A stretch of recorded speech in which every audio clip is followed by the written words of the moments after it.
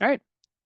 Hello, everyone. Welcome to today's webinar. This is the fourth in our kind of career assistance suite of webinars that we're doing with Dr. Virginia Schutte to help you all, along in your careers, get yourself started, understand yourselves better, and prepare for your job search. So today we're going to be talking about job interviews. One of the, you know, Personally, I love to interview folks. I find being interviewed is a little scarier for obvious reasons. So hopefully this Crush Your Job interview webinar will help kind of alleviate folks' concerns and make it seem like less of a hurdle and something that maybe you look a little more forward to and feel as prepared as possible. With that, I will turn it over to Virginia. Thank you, Eric. So, hi, everyone. I don't know if you've come to these before, so I'm going to do a little bit of intro stuff while we all get settled in. This is another session where I will ask you to be scribbling notes. So if you have scrap sheet of paper, that takes the pressure off for me. I don't want like a formal, nice, fancy notebook because then get all nervous about writing down just draft ideas. So give yourself something to write with, something to scribble on. If you want to pull up some of your past materials, like if you worked with me last session on a CV or a resume, you can bring that. And if you hear banging in that direction, it's because they're doing some construction right there. So it's a good thing, but it's slightly distracting for me. So hopefully the sound system is filtering that out. But if you hear it, it's all okay. Throughout this session, if you have questions, you can put them in the chat. I will leave lots of time at the end for Q&A. If you want to during the Q&A session or in the chat as we go, if you want me to critique your answers right as we are like in this session, feel free to put your answers to any of the interview questions in the chat or bring them up at the end of the session, and I will critique your answers so you can get, immediate feedback on how you might do if you were answering that question in an interview. We can get that level of familiar with each other if you like. And if you want to ask something or say something without your name associated, please feel free to put your message in the chat directly to me, and I will bring it up without attaching it to your name so we can still get your question answered, but you don't have to worry about, I don't know, feeling embarrassed or asking something sensitive or something like that. To that end, I am going to go back to some of the stuff that I showed the very first session we had together because I know this is all about trust. I'm asking you to think a lot about yourself and your life and like know yourself that you can convince people you're worth hiring. So I feel like you should know me first. Let's see. Looks like my screen is slightly freezing. So Eric, if we have major issues, please let me know, and I can go back or turn off other programs. It seemed Um, to advance fine. I don't know when you clicked it, but Great. Okay, perfect. So this is me. I started out as an ecologist. I was doing all of my research in marine systems. I did coral reef research. I was researching mangroves for my PhD. I volunteered at a wildlife sanctuary at some point. So I got a lot of different experience just trying to figure out what I wanted to do. And I was all in on being a professor for a long time, a research professor. This was my favorite field site. It was in Panama. I was working in underwater forests in the mangroves. It was an absolutely amazing place to advance science and do science that was going to make conservation better. So help us preserve ecosystem function that we were looking for that would help people. And then I got to the end of my PhD and I was like, oh, it's going to be a whole job, though, to make sure people understand how my research could influence conservation. So let's do that job. And now I talk to people about science and I help them connect with the stunning amount of amazing research that's already being done. So this is me working for a marine lab. I worked full time as the media department for Marine Lab in Louisiana for a couple years.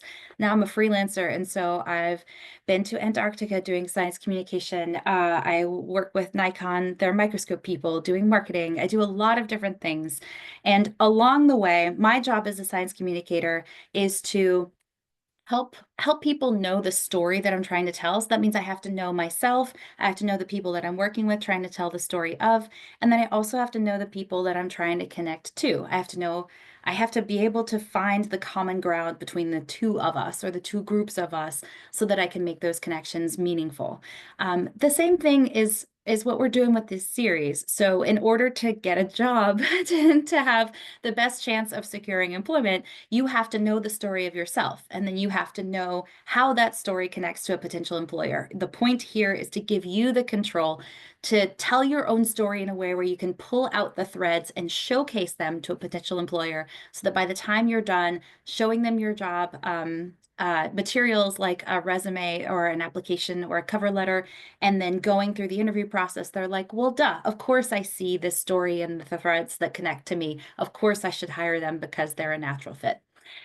So the theme today is crush your job interview, and interviews are very predictable. I have done so many interviews in my life, and this started when I was in high school. I did a thing called Junior Miss. I think it's called America's Distinguished Young Woman now, and it was a scholarship competition, not a beauty pageant. There was no swimsuit competition, but I did a ton of interviews for that. And by the time I was done with that, honestly, as a junior in high school, I was kind of like, well, anybody can ask me anything about anything, and I can make an intelligent response, because interviews are less about like a pop quiz, like trivia in a pub or something, and they're a lot more about showing someone how you think and how you would work through a situation.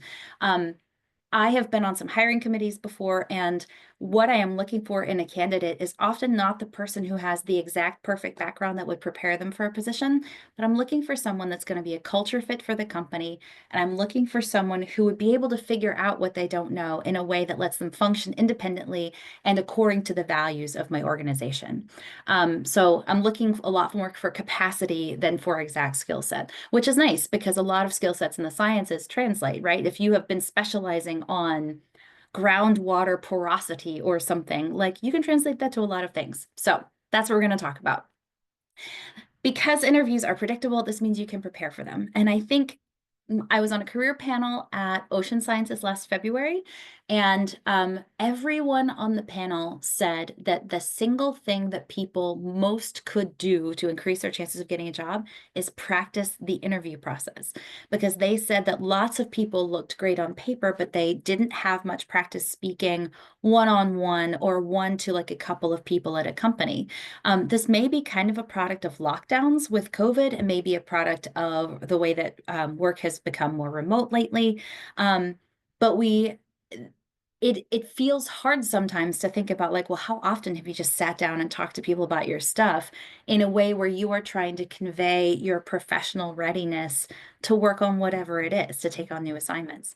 I think interviews are often sometimes like sometimes interviews are often a little bit like your oral exams if you're getting your PhD, or even your master's. It's like sitting down with your committee and chatting about stuff. You don't have to know everything that they ask you, but you need to be able to give an intelligent answer that shows that you can reason through a problem and arrive at a conclusion on your own as an independent scientist. So interviews are predictable, which means you can prepare for them, which is what we're doing today. So the things that you can prep for, the things that you are in control of when you show up to this interview, start with your appearance. And I want to make it super clear. I support anyone wearing whatever you want. Especially there are some issues here when we get into discrimination. So some people, I know some, like, you'll hear sometimes that like classrooms will ban headscarves or things like that. If your appearance depends on you doing things that will identify you as belonging to some group or another. Let's say you have tattoos, or you have dyed hair, or you have piercings or something. Sometimes people will ask, should I remove those things? Should I not wear them? Should I cover up my tattoos? I feel like, again, my job is to give you the power to make an informed decision. I think you have two choices here. Well, for some people, like, what they're wearing is non-negotiable. If you are used to wearing a headscarf and it's part of like your identity to wear a headscarf all the time, wear a headscarf, because that's who you are. But if you are talking about covering up a tattoo or not, that's like on your neck or something, that's why I'm doing this motion, then I think you have a choice. Your choice is, number one, to cover it up, and then you can reveal it later, and then they're judging you based on not the tattoo. Or you can say, you know what, if I'm going to get into this company and only later find out that they're going to judge me for having tattoos, I'd rather know now. Because if they're going to judge me, I don't want a job there, right? So then you show your tattoos. Both choices are valid. I think it depends a lot on your current context. How badly do you need the job? It also depends on how badly you feel like fighting. Do you want to get into a company, and if you discover the culture is not great, you'll fight from within? Or are you not interested in doing that to your mental health and you'll fight them from without? So appearance is a thing you can control. Just make sure you're ready on the day to present yourself in the way that you want to be presented. Okay. Thing number two that you can prep for is your attitude. This means getting a good night's sleep. This might feel so obvious, but getting a good night's sleep is one of them. I think there are also a couple things I want to bring up professionally. So number one, there have been a couple jobs where I wasn't sure if I wanted the job based on the job ad, but I thought, if I could just get an interview, I would learn a lot more. And there's one in particular, that job that I said I took at the Marine Lab for a couple years. Their job ad, I was like, this sounds kind of boring. Like, I don't really want to just be doing newsletters all the time. And then in the interview, I learned that what they had realized is that they wanted someone who would experiment with social media, but they didn't really realize it till they went through a bunch of interviews. And then they were like, oh no, these aren't the right people. And I came in later in the interview process. And so then they were able to tell me, oh yeah, that job ad is old now. What we want is. And so my attitude going in was, I don't know if I want this job, but I sure am going to find out. And so I think because I had an open mind, I was willing for them to essentially sell me on the job. And I was asking enough questions to get a sense. I was asking the right questions too, to get a sense for what they wanted. And it turned out to be something that I super loved. And I'm really glad I took that job. So having an attitude where you may not be a perfect fit, but you're going to go in and do your best to find out. I think also having an attitude where you are collegial and open to things, even if the salary doesn't seem right. There was another job that I applied for after I went freelance, and it was a part-time job. And they said the salary was capped at something like $24 an hour or something like that. It was low for me at the time. And they, between interviewing me and offering me the job, they went back and got approval from their supervisor to up the starting salary to something like 36 or 42 an hour. So they increased it a lot. And their justification when they came back to offer me the job was that they didn't realize that their job ad would attract someone like me. And so if you go in with a good attitude, then you never know what might happen. The attitude that I brought to those two interviews also that helped me was knowing what I wanted and knowing where my minimum lines were. I would not have accepted the job for as low as it was with that second company. I'm not sure if we ever talked about that in the interview, if I ever said, hey, this is really low, but I was ready to because I kind of had nothing to lose. Like, I wanted to present myself as capable, but I also wanted to present myself as firmly needing more than they were offering. So making sure you know where you're at, again, before you go into this interview, and having an attitude like that, I think can really help you. So know where your non-negotiables are, and then have language ready to talk about that in case it comes up to your advantage. And then, of course, there's their questions. So you get ready, you're feeling in control as much as you can, you're still very nervous, and then you've gone through this session with me, and you know that you have prepared for the questions that everyone asks on an interview. So everyone asks the same questions in an interview, and there is some variation here, but within broad categories, you are going to see these questions in an interview. So let's go. What role do you claim for yourself? You will be asked some kind of question that's like, what is your job? Or tell me about your current job. Tell me about your current role, something like that. We have talked in this series before with AGU about you claiming your own title. So not just using the title that arrives on your paycheck as like graduate research assistant, but claiming a title that's more accurate for yourself, like researcher, scientist, scholar, like something like that. But I want you to take a minute after all the sessions we've gone to, or if you're new here, hi, welcome. I want you to write down just in one sentence only. If I said, tell me about your current role, and you had only one sentence, what would that sentence be? I want you to write down a draft sentence in the next 1 minute, starting right now. Go.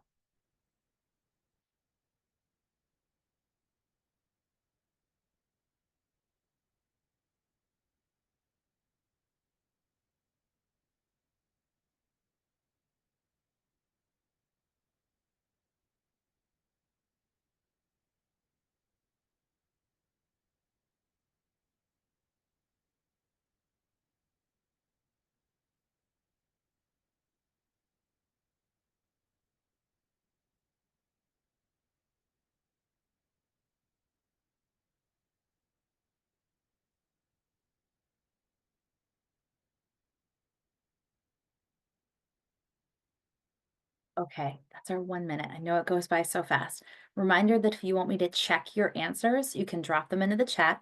If you have questions, drop them into the chat. And if you want to say anything anonymously, send me a direct message and I will bring it up without your name attached. Second question, what is the theme of your work? I'm going to give you a full minute for this one too. But I want you to think about what has connected all of your positions so far. So before you start scribbling, just stay with me in this thought space for a second. I am a freelancer now. I had a full-time job as a media department before, and then before that, I got a PhD in ecology. The theme of my work is connecting people to science that makes life better. Before, I thought that meant that we needed more science that would help us. We need to answer questions to make life better. Now it's that connection piece that I'm working on because I think we already have a lot of great science in the world. So that's the theme of my work that makes it logical that I would step from one piece to another.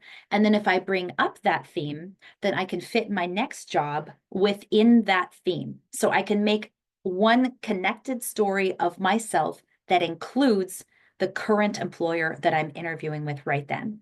So I want you to take a minute, jot down some ideas. What's the theme that has connected all your work so far? You have 1 minute for this starting right now.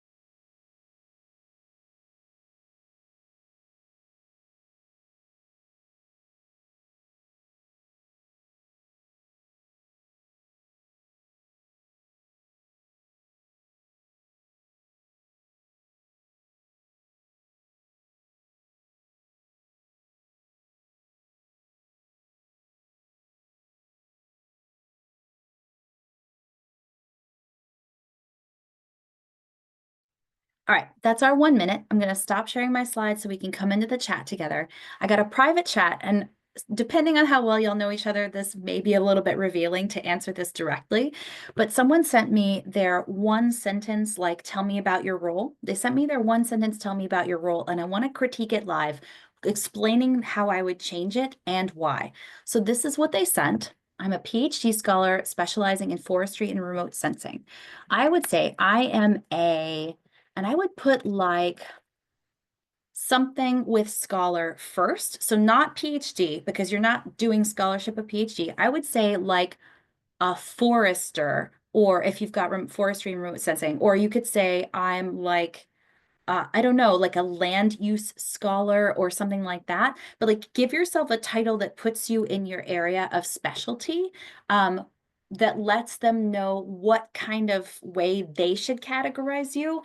And people are going to be making assumptions about you when they meet you for networking at conferences. The same is going to be true when you start the interview. People are going to make assumptions about you. And there's no way you can help that.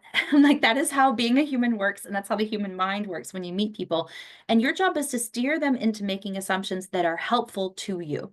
So if you are a land use scholar, that means you're probably very human focused. If you're a forester, that means you're probably very like tree focused. I would think maybe more governmental agency, like working with, I don't know, the like fire division of whatever the forestry people do in your area. So I think name yourself first with a very broad category. Like I am a forester, let's say, and then I would say, and a PhD student or candidate, whichever level you're at. So you're naming yourself by specialty first and giving yourself the authority you deserve, but then letting them know where you're at in your career journey so they understand that you're going to be looking for something right after graduation or during your PhD. And then you can say specializing in forestry and remote sensing. Without understanding that first piece, I don't know what the specialty is in. So if you are a marine scientist specializing in forestry and remote sensing, that tells me that you're looking at forested wetlands and is a very different thing than if you are a social scientist specializing in forestry and remote sensing. Does that make sense? So you need that broad word first. You need the word, and PhD student specializing in forestry and remote sensing. If anybody has any follow-up questions, please put them in the chat. I am going to go back to sharing my presentation for now so we can keep working on how you present yourself. All right, thank you so much for sharing your one sentence with me. I hope that is helpful. Okay, I want you to think of 2 example things you have done, either a product you've delivered or a project you've been a part of. It doesn't have to be something where you were the lead person, as long as you actively contributed to it. Just 2 examples. It could be outreach, 2 examples that demonstrate the range of things you've done within that theme. So I told you that my theme was connecting people with science that make life better. 2 examples are, my PhD research had direct conservation implications. So even when I was doing research, I wanted it to be something that could be directly applied to making life better. So that's why I made sure that my research wasn't just about answering a science question. It was about answering a science question that tied into a conservation practice. So that's one example. Another example is for me, I could talk about how I use my personal social media channels to reach out to moms. So that for me is bringing in my science background, but leaning on motherhood as a way to build trust and cross boundaries in terms of how we talk about science and how we can live a thoughtful life. So those are 2 very different examples of things that I've done, but they all fit into that theme, which is the middle question on this slide, that theme of connecting people with science that makes life better. I would like for you to have 2 examples at the ready that demonstrate how your work has played into your theme of your work, okay? I want you to take 1 minute, jot down some notes for yourself, starting right now.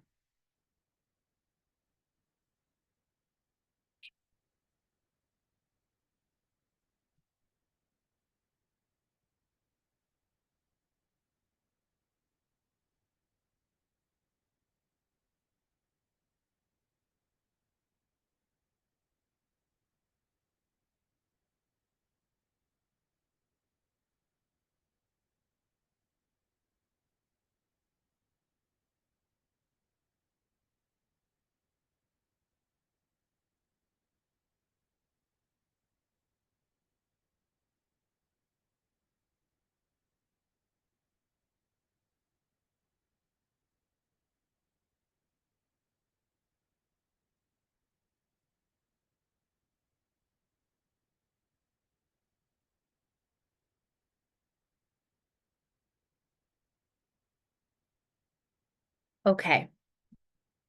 If you have these questions ready, if you have the answers to these questions ready, if you have your notes from this session, then you will be ready to talk about yourself and the role you play, your career journey and why the place you're applying to fits in, and then you will be able to show your range within that theme. So you'll be showcasing all the different skills that you can bring to bear to advance the values of this institution that you're applying to, all right? So lean back for a minute, can take a little break from scribbling. I want to talk about how to answer an interview question. So there are lots of people that will ask some version of tell me about yourself. So I'm just going to make a list of all the standard kind of questions that fall into this category of tell me about yourself. People will say, why do you want this job? And they will ask, tell me about your ideal work environment. How do you deal with stress? What's something from your last job that you're really proud of? They might ask you, do you prefer to work independently or on a team? Why should we hire you? Do you have any questions for me? This is, if you go and look up interview questions or like what questions to ask in an interview, everybody says ask these. And then in pretty much every interview, everybody asks these because these are a set of questions that will let you learn a lot about somebody that you don't know at all, okay? So tell me about yourself. You can use the materials that we just worked on from that last slide.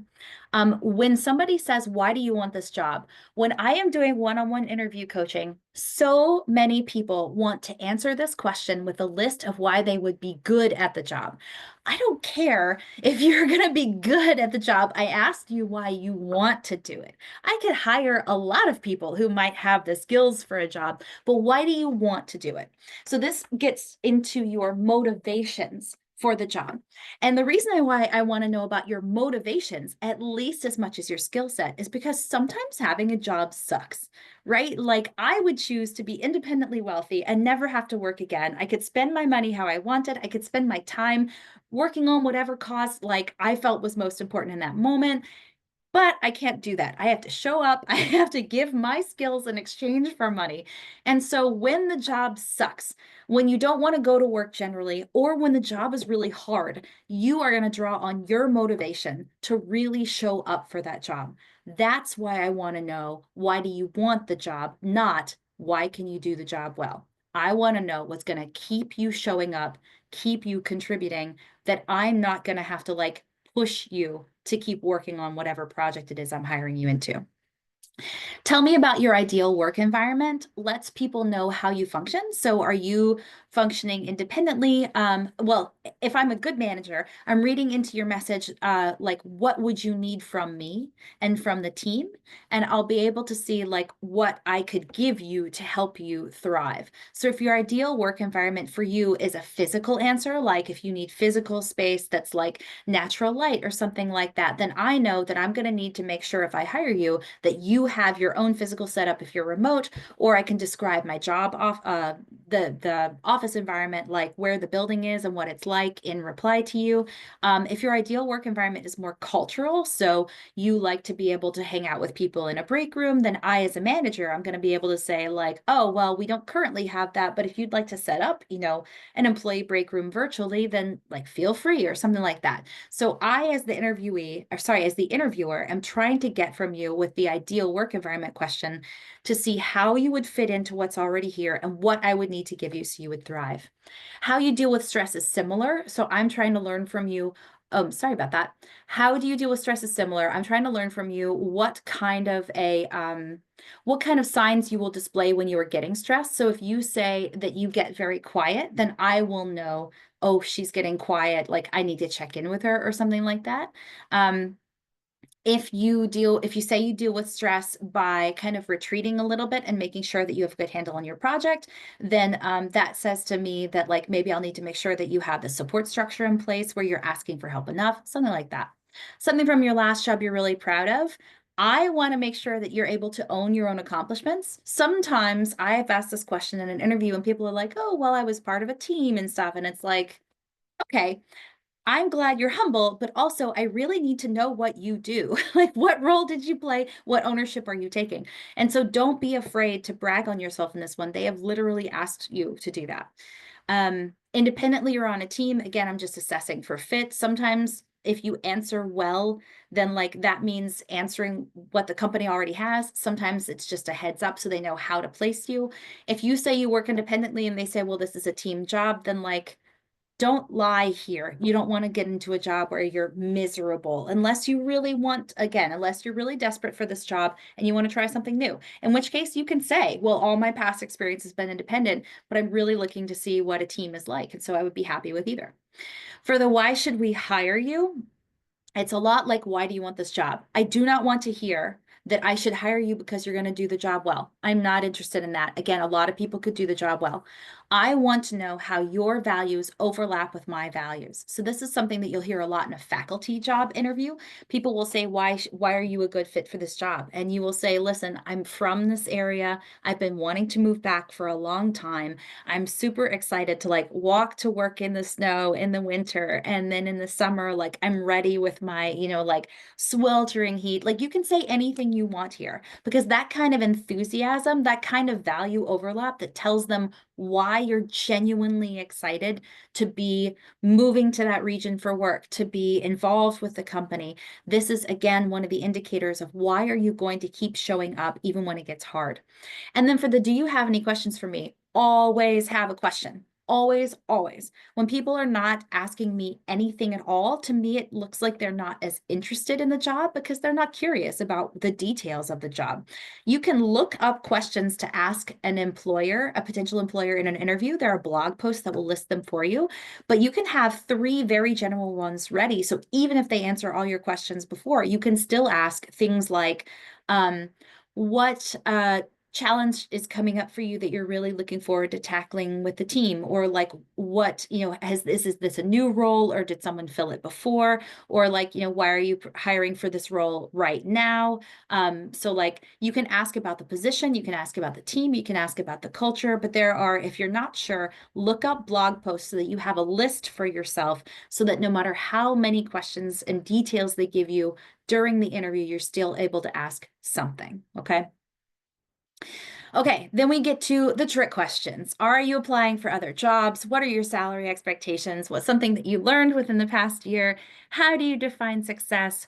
Why are you leaving your current role? Tell me about that gap in your resume. Tell me about a time that you failed.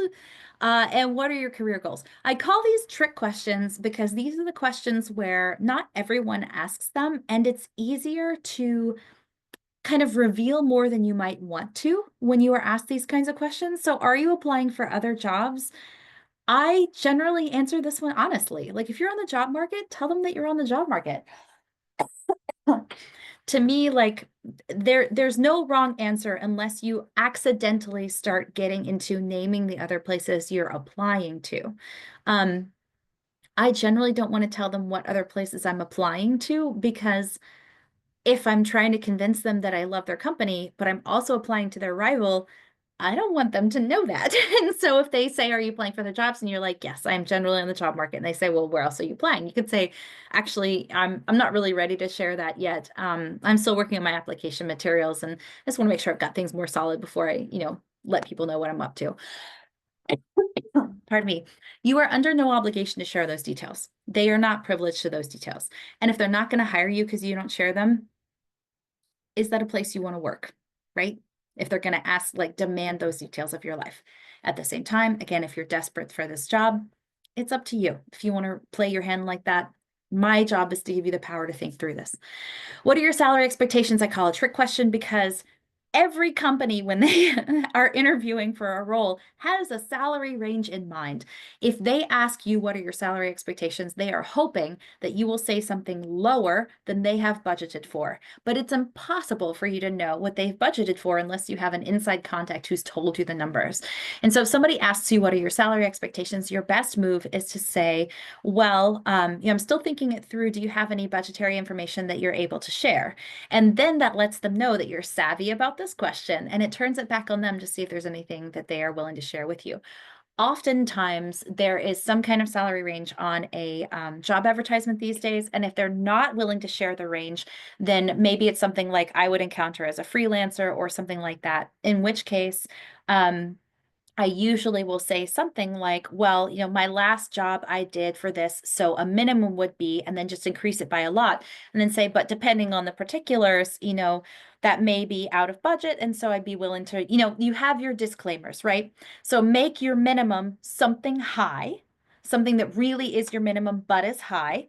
And then you say, like, if that's way above range, then I would be willing to like kick out, something. So reduce something to get in their budget range. Usually for a typical like full-time job, they will have a range available for you, but just make sure that you make it higher than your last job. You learned things there, you have advanced, like advocate for yourself here, and find yourself someone who will hype you up and help you ask for a higher number than you feel comfortable asking for sometimes. Okay, what's something that you learned within the past year? This can be anything. So just have like something cultural or a book or something in mind before you head into the interview, just so you can show them a little bit of your personality, something to remember you by. How do you define success? Again, they're looking for that value match with the company. Why are you leaving your current role? Do not bad talk your current role unless your current supervisor is recently and very well known for being a horrible person. Even then, I would be very careful with this one, because you never know where people are coming from or what they've heard, and you do not want to, in the interview, set yourself up to be a gossip about things. So if you have a really bad relationship with your current advisor and that's why you're leaving, you could say something like, well, my values just weren't aligned with the current position, and so I'm really looking for something where I can invest myself deeply, and I'm really excited about finding a role where, working toward my goals personally is also working toward the company's goals. Something like that is super vague. You can say that anywhere, and it can be true. And then that shows them again that you're thoughtful, that you're thinking about your fit within the company, which is what I'm thinking about. So you don't need to be a gossip. You don't need to play your hand like that. Tell me about the gap in your resume. We talked about this in the resume and CV section. You do not have to get more personal than you want to. And living a life is allowed. It's up to you how exactly you respond to this question. There's specific advice online, but like you're allowed to have gaps. It's okay.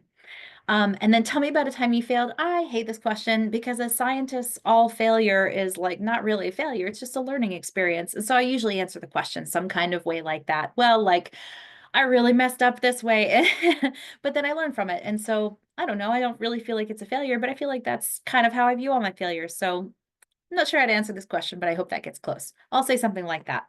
And then what are your career goals? Again, your career goals, you want to answer this question as if you are going to be hired by this company. So what would your career goals be if they hired you? And then say that your career goals are that. Okay. If you want to use this company as a stepping stone to get to something else, don't talk about the something else. Talk about what this company would give you. Okay. And just leave it at that.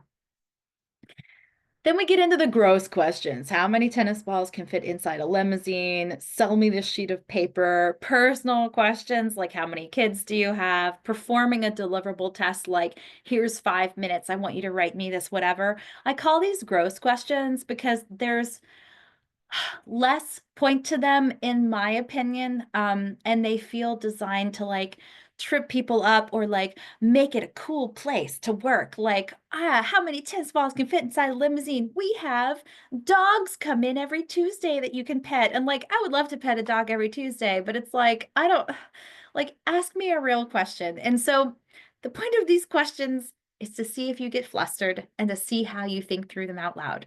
If somebody were to actually ask me in a interview how many tennis balls can fit inside a limousine, first of all, I'd be like, oh, I probably don't want to work there. This is a ridiculous question. But what I would say out loud is something like, well, okay, so a tennis ball is about the size of my fist. If I look at an area that's about this size, I'm going to guess maybe 5 by 5 by like 5. And I think maybe in a limousine, we would have like 5 of these crates, 5 deeps, that's 25 by a cube. So I would just work my math out loud. And then they can see that you're not flustered by their very silly question, and they can see that you're using logic to solve this problem.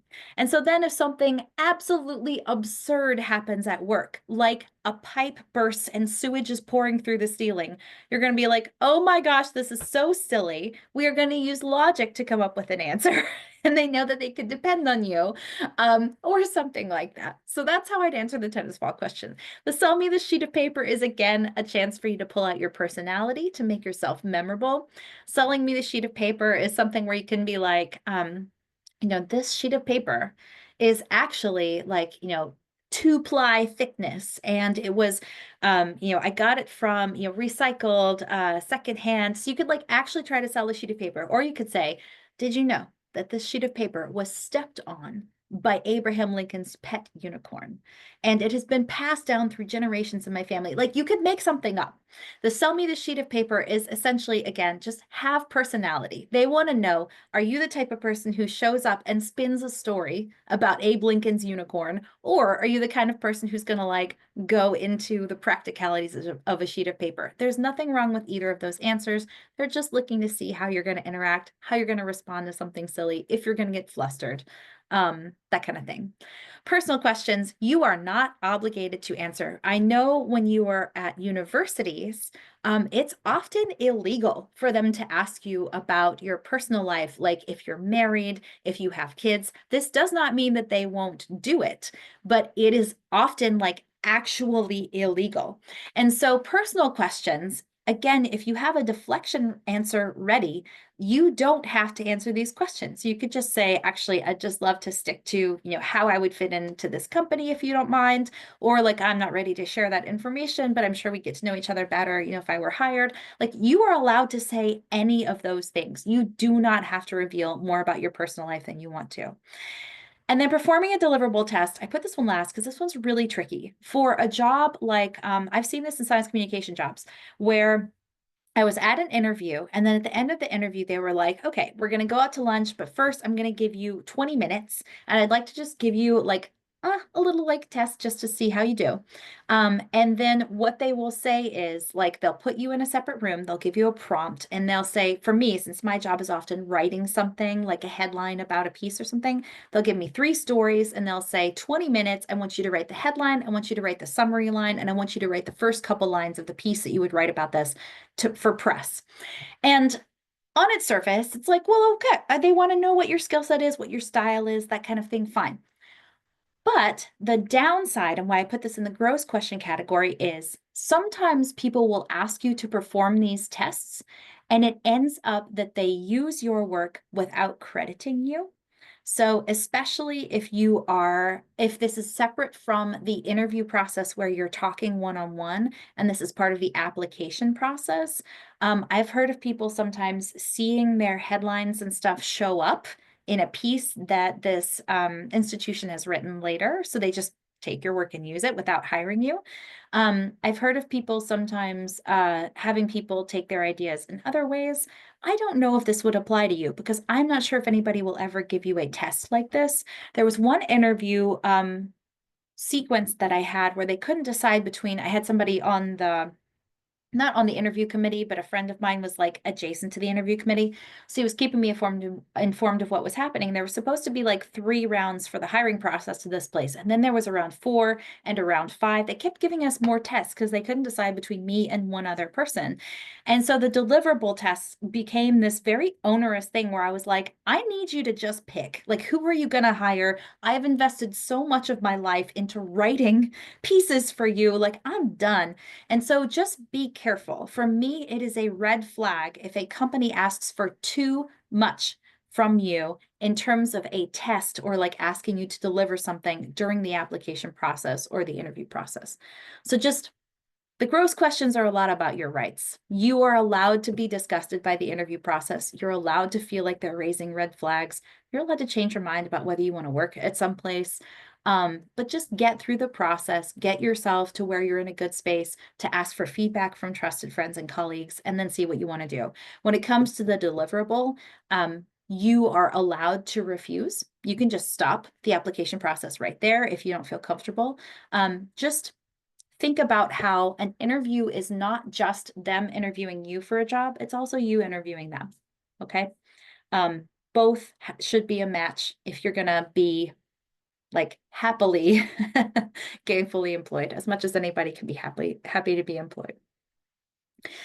So in summary, prepare thoroughly for your interview. This means your appearance, this means your attitude, and this means working through questions before you go. So there are lots of things you can control about the interview process, even though it feels like an uncontrollable process. You want to practice your delivery of questions. If you screenshotted these questions, or if you go back and watch this recording again, you can screenshot these questions. You can use these questions to practice interview with your colleagues if you're all in a similar stage, especially, but also if you just have like a peer group where you're helping each other out with life. Use these questions, practice like answering them out loud, let each other critique your answers, and then you will be so ready by the time you get into that interview.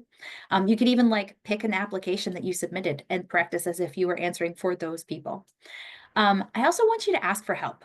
So there's no reason that you have to go through the interview process alone. If you don't have a peer group that you're naturally set up with, your career office can help you with this, or your advisor, or like the academic advisor. So not like your PhD advisor, but there should be like a grad school advisor that's available to you or something like that. But ask people for help. Ask your parents or your partner or like somebody. People who love you will want you to succeed. You can ask for help with this. Everybody will want you to get a great job and be happy at it. And then don't get discouraged. If these questions feel really intimidating to you, now you know it is not a secret and you have all the tools you need to get ready so that when you get into an interview, they won't feel awful to you because you will have done your homework and gotten yourself ready. You will have given yourself the best chance to get this job as you can possibly have. All right, we've got 13, 14 minutes left for questions. This is the end of my slideshow, and I would love to, if you want to put your answers to specific questions in the chat, if you want to unmute and bring them up, I'm happy to critique them right now. I'm also happy to answer other questions about the interview process. I've done so many of these interviews. So yeah, let me know what questions you have, and I'm very happy to see how else I can help you from here.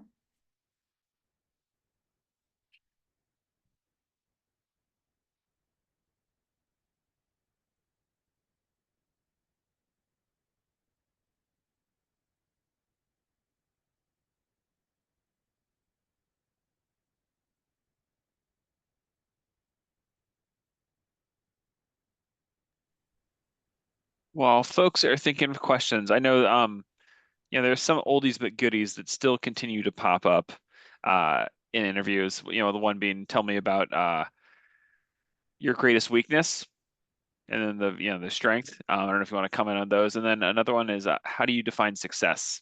Yeah. I think. The weakness one. For me, that's like similar to the time you failed. I think the weakness one for me, I'd like to think of a pattern one. So not like I flew off the handle once and yelled at someone. Like, I don't want to say that. But if I can recognize a pattern, I can say, you know what? When I get discouraged or intimidated by something, it's because the task is so big that it feels like I'm not qualified to do it, and that can shut me down. And so until you end up describing something that's a general trend, which to me feels less painful to describe, it also demonstrates self-awareness to the interviewer. So you can say, there's this pattern thing that I do, and I don't like it because I really love the intimidating assignments because I love being challenged, I love being creative. And so when I encounter these assignments, what I like to do to get over my intimidation is I'll go down on my treadmill in my office and I will walk and I will blast music, and it feels like I can hide in the movement and the really loud sound. And then I just type out a really ugly draft of whatever it is. And then I come back when I'm calmer and I clean it up. But I don't, I think that I wish that I didn't have that moment where I was intimidated. And so I never call it, when I answer this question, I never call it a weakness. I call it a pattern of something that I wish didn't happen. And so then I'm not playing into the narrative that like being a human is being weak. But I'm letting them know that I'm self-aware enough to have identified my sticking points for getting a job done, and I have strategies set up to mitigate those. So that's what I do for weakness. For strength, I don't know, that one's similarly unfun to me. So for strength, I'll probably say that I think one thing that how do I do this one? It's like not a pattern in the same way. I think I lean into feedback on this one. So I'll say that one of the best pieces of feedback that I consistently get from other people is that, again, I'm going to use an example from science communication, is that, besides being prepared for something, besides being able to do my research, because I have this scientific background, so I can like get all my background information in order. One of my favorite compliments to get from people is that my personality is really what makes it work for a piece of media, because I'm not sure what I would do if that weren't the case, because I'm not sure how I can like teach myself to have a different personality. And so I'll say something that leans on the pieces of feedback I've gotten. So that to me, especially as a woman, and some of you, if you come from a minoritized background, you may have been taught to be quiet, that like bragging about yourself is gross, especially if you're from a minoritized background. But I think leaning on the feedback lets you avoid the grossness that comes with feeling like you're like bragging on yourself. And it also lets people know that this is an actual strength of yours because you've gotten feedback saying that people like it. So yeah, I like to use the phrasing there, I am most proud of when I receive feedback about meh. And then how I define success, I tie that into the like pattern that strings all my work together. So the connecting people with science that makes life better. I think success for me then ranges big and small, where if it's a comment I get on one of my videos that like someone feels seen like they never have before, or someone says, please keep making more of these, that to me is success. Or, every time I book a gig with another scientific society or a scientist, that means that somehow I've done something that makes them trust me as like a conveyor of their message. And so that's a measure of success. And so for me, I will give specific examples that show a range of ways that I measure success, but they all tie into that continuous line of like, here is the story of me, the theme that has connected all of my work. And logically, then, if I were going to do work for you, these measures of success would apply and fit right in. Awesome. Thanks.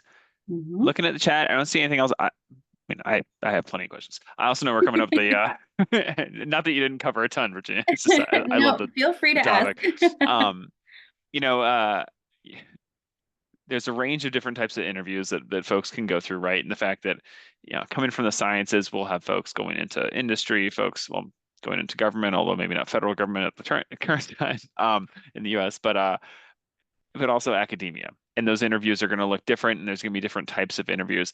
I'm wondering if you have any advice in regards to, I think we've been talking more about like the standard interview, but what about if someone's going on site for like a faculty position, and they're in that final round and they're going to be there for like a day or 2 days, right?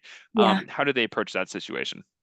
Yeah, so I've done a couple interviews like that because I've flown in for a couple job interviews for science communication positions, and I feel a little like a faculty interview because the head of whatever unit it is interviews me, but then I also meet the whole team. I'll go out to lunch, sometimes I'll go to dinner, or I'll like drive a car to a different location and meet the people there too.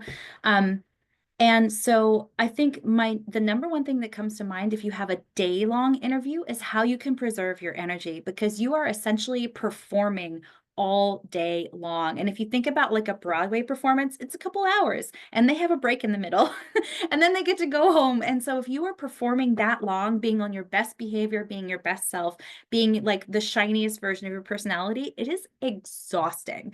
And it's really hard because you probably flew in the day before, you may be sleeping in a hotel room, maybe the bed wasn't, you're not in your typical situation. And so I think in that case, you go back to that same list of 3 things that you can prep for, the 3 things you can control: your appearance. So you want to wear something that you're not going to be thinking about all day long. And this means, oh my gosh, this means for an in-person interview, you have to be comfortable walking. And so finding something where you feel like yourself, but you know you'll be inside and outside. Potentially, you want an easy jacket on and off situation. You want a like purse or a wallet or whatever that isn't too awkward, that you can just keep on you all the time in case they say, now we're going for coffee and it's a surprise or something. So those are some of the clothing considerations I've done that have just made me show up and be like, I've got this, I can do this. And then in an interview schedule, hopefully I like to ask for it in advance so I can look up anyone that I'll be meeting with if I'm going to be meeting with a lot of different people. It also gives me the chance to ask for some breaks, or to understand that if they've strung together 4 1-hour meetings in a row, like I can't just ask for a little break. Like I need to use the bathroom within a span of 4 hours. And it's also a great excuse to just like have a little downtime.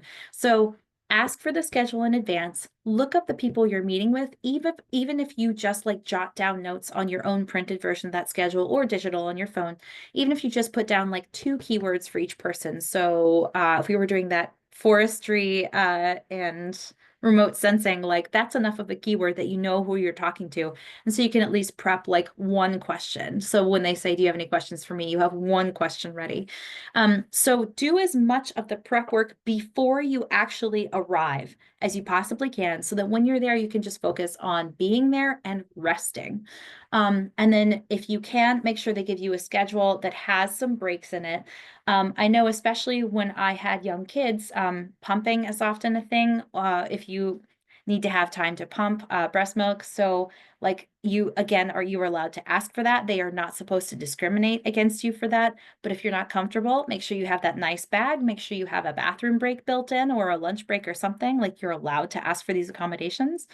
Um, so yeah, doing as much homework as you can. That means appearance, that means attitude, so being rested, doing your homework before you show up. And then again, these questions are going to come up over and over and over. And so if you've practiced these questions, you will be able to go into the day as confident as possible, knowing you've got this. Let's see, how can you adapt and handle challenges? I'm going to assume we're talking about this day-long thing. Um, Oh gosh, I did an interview for grad school once, and I could tell within the first 30 minutes that the person they were having me interview with did not want me to be her grad student. And so then during a break, I was like, why? Why would I interview with this person who doesn't want me?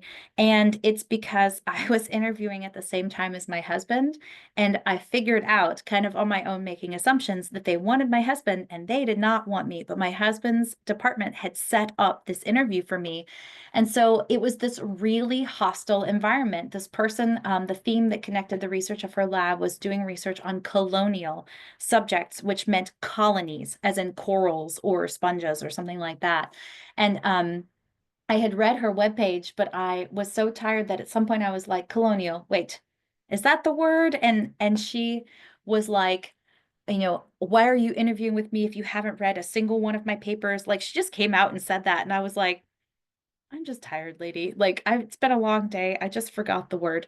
And so I think what I did then is um I was still as polite as I could be, and I like to think I was pretty polite. But I didn't invest any more of my energy in worrying about it, because if this person did not like me, they were not going to like me. And so when I met with the people who brought us in for the interviews, which were in my husband's department, I just told them that she didn't seem, had worked out my words. So it's something like it didn't seem like I was the right fit to fill the position she had in her lab.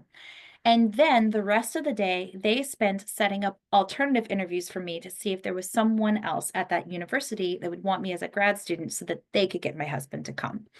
And so for me, adapting in that situation meant looking at where I could spend my resources and then withdrawing them from where I thought I would be spending them in the first place so I could come up with an alternative plan. So finding somebody else.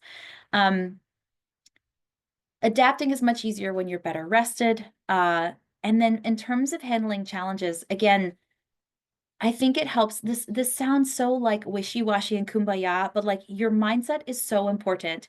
You deserve to have an employer who treats you well.